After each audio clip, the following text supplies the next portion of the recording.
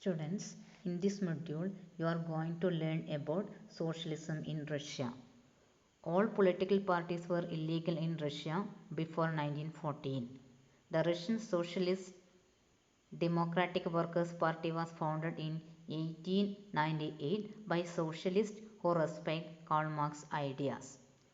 Some Russian socialists felt that the Russian peasants' custom of dividing land periodically made them natural socialists. So, peasants, not workers, would be the main force of the revolution. Socialists were active in the countryside through the late 19th century. They formed the Socialist Revolutionary Party in 1900. This party struggled for peasants' rights and demanded that land belonging to nobles be transferred to peasants. Social Democrats disagreed with Socialist revolutionaries about peasants. The party was divided into two over the strategy of organization. First one was Bolshevik group and second one was Menshevik group. The Bolshevik thought that in a repressive society like Tsarist Russia, the party should be disciplined and should control the number and quality of its members.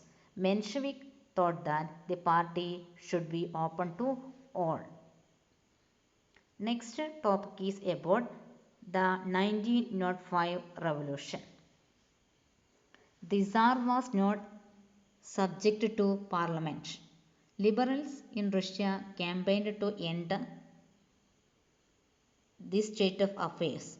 Together with the Social Democrats and Socialist revolutionaries, they worked with the peasants and workers during the revolution of 1905 to demand a constitution.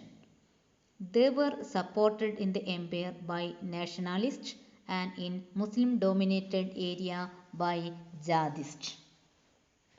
The year 1904 was a particularly bad one for Russian workers.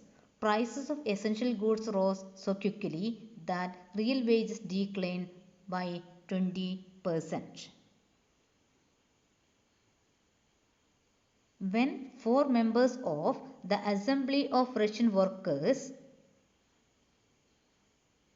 which had been formed in 1904, were dismissed at the Putlov Iron Works, there was a call for industrial action.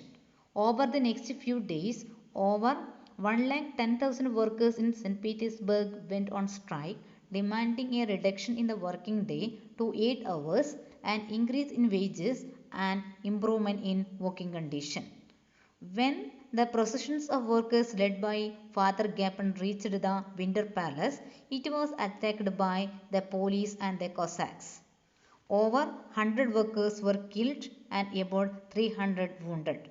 The incident known as Bloody Sunday and started a series of events that became known as the 1905 revolution.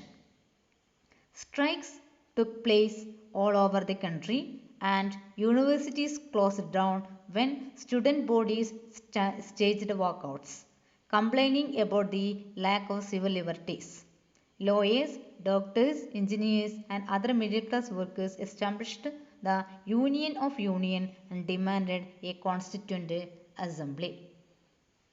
During the 1905 revolution, the Tsar Nicholas II allowed the creation of an elected consultative parliament or Duma. Severe restrictions were placed on political activity.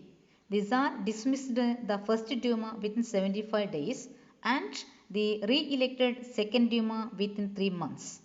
Tsar Nicholas II did not want any questioning of his authority or any reduction in his power.